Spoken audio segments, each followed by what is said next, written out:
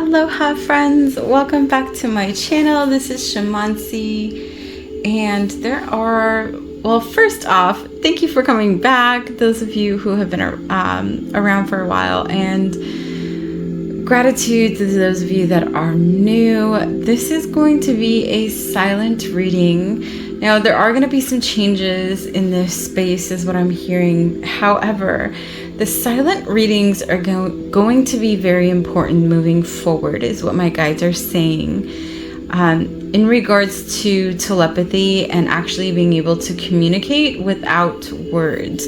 So the energy feels fantastic. This is new moon in Pisces, which typically brings up a lot of emotions. So if you are feeling reactive or highly emotional right now, it may just be in the stars. And if you're not, that works too. Many of us have crossed the threshold and are moving into actually being able to bring new earth into the physical. So, all right, they want me to quiet down and start communicating telepathically. So I'm going to finish this general this general reading for the first part through telepathy, and then we will get into each pile through silence and telepathy as well. I always do post a follow-up afterwards, and the follow-up is just confirmation for some of the things that come through. However, it is not the totality of what comes through in these messages. So you do want to make sure that you are, if you're drawn to these readings, that you're tuning in and connecting intuitively and telepathically as well. Okay, I'm going to quiet down now, bring whatever other messages want to come through, and then we'll get into each pile. This is going to be pile number 1 and pile number 2. Well, they said bring them closer. Okay.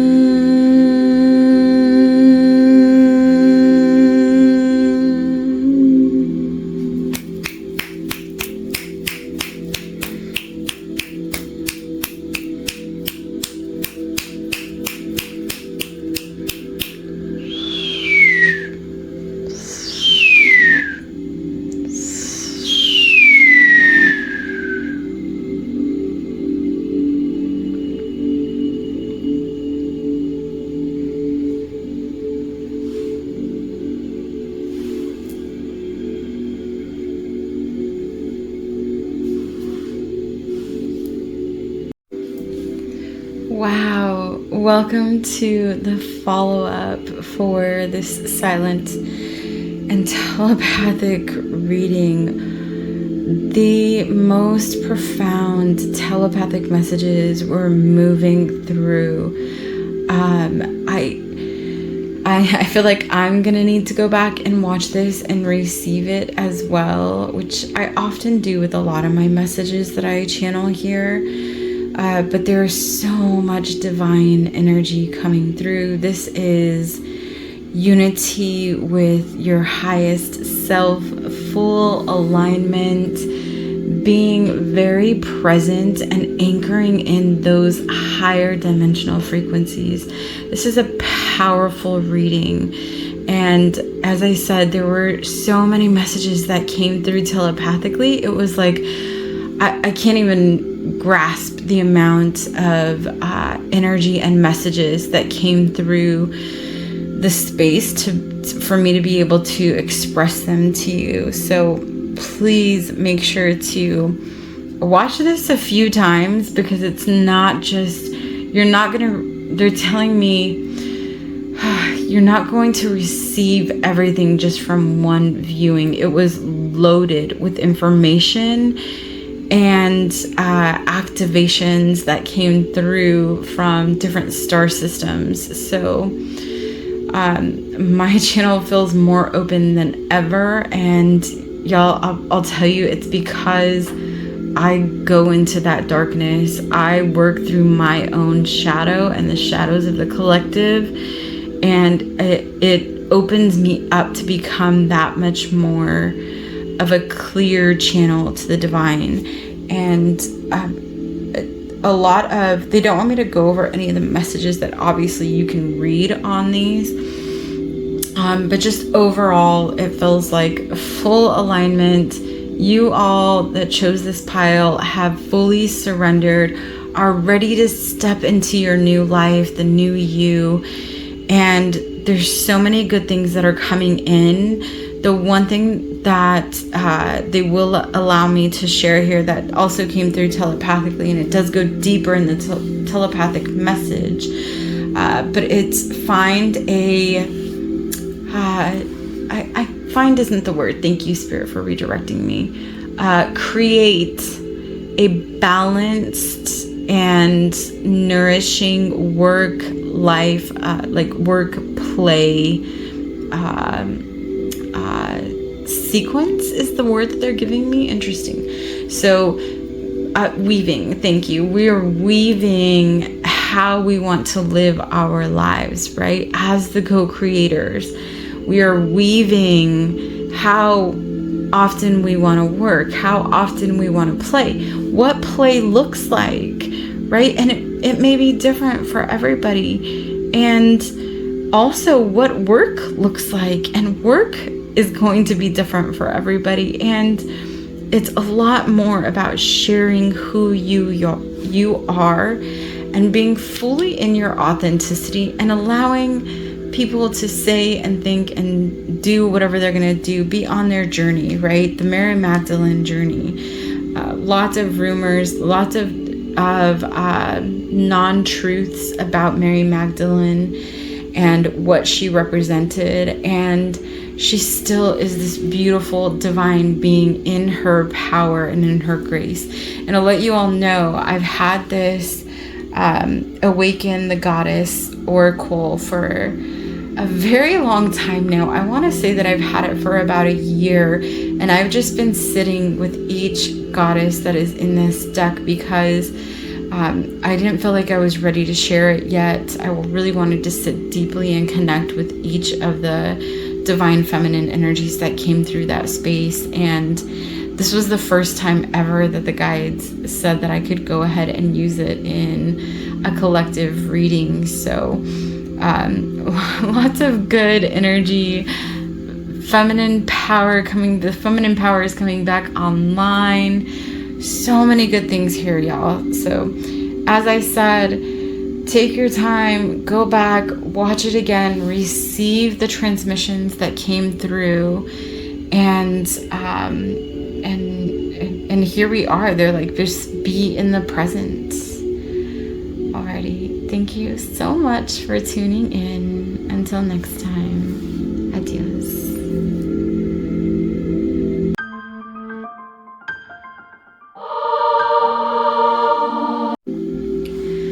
Welcome back to the follow-up. For those of you who chose pile number 2 for the silent and telepathical messages. Now, there was some clearing that came up, a lot of energy in the high heart and a disconnect, right? The card here, they're showing that the neck it's such a dark space right here. It's almost like it's missing, like your voice has been taken from you, and it's because that wasp energy where it says sometimes life stings, it's in reverse, which means you haven't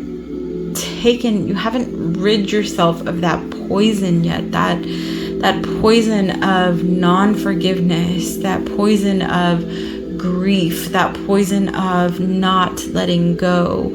And there are some things that need to shift, and yes, it is going to require you to take some risks, make some mistakes, go into the shadow. There are some things that still need to be purged, but you are a light bringer. That is part of why you are here, to bring the light, to shine the light, to hold the sacred fire. You hold a sacred fire within you, and that energy is going to become more and more abundant the more you tap into yourself and your self-love. So the next full moon is going to be a really good time to purge, let some stuff go, the things that you've been holding on to that are keeping you in these cycles, going around and feeling like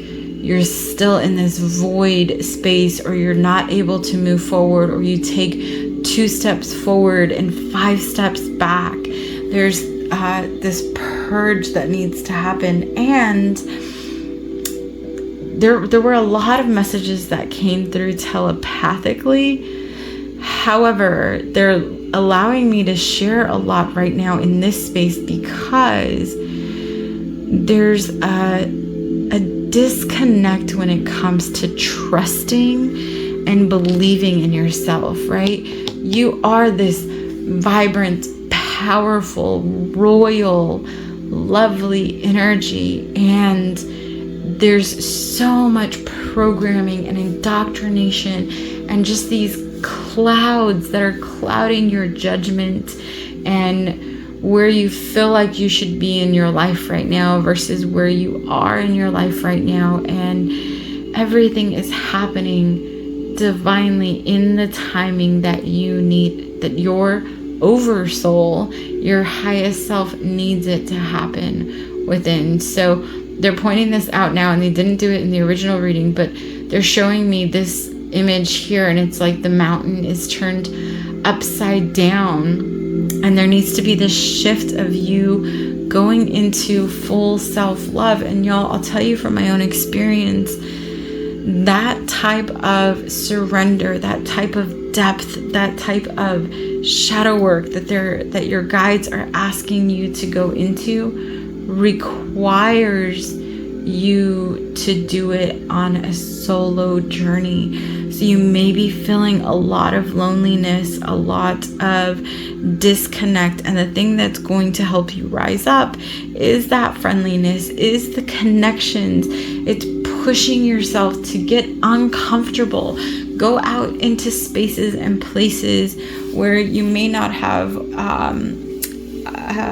where before you may have felt a lot of energy, and break through that threshold. It is time. You are so close to shifting into these higher dimensional frequencies, and yet there's still this cycle of not being able to take that they're showing me like the stinger of the wasp. It's like you've been stung. You can take it out. You can purge it. You can let that emotion move through you and move into these higher vibrations. And you can choose to keep it And some people choose to keep that poison inside of them for their entire lives. And if you don't know that this is you, perhaps you've seen someone in your family, in your friend circles, in whatever situation it may be in. At some point, I believe that we've all either grown through this ourselves or seen people that we care about in that constant cycle and not able to get out of it and move through it. So my recommendation is to ground, connect with Mother Earth as much as you can. There's a frequency wave that's coming through the earth right now that is deeply healing, and Mama Gaia is always healing, but perhaps maybe even working with some crystals. The rhodochrosite crystal is wonderful for opening up your heart, purging the grief, the sadness, the lack of trust that you may have, maybe growing through, and for allowing yourself to soften. Am I saying that? Hopefully soften into that nurturing, loving, highest feminine self, right? I've had clients recently where I've told them, call on your masculine to hold you, to protect you, to provide for you, your inner masculine. Call on your inner feminine to nurture you, to nourish you, to support you, to lift you up. And I feel like that's what this reading is about for y'all. So, alrighty, that is all. Until next time, have a lovely, lovely ascension.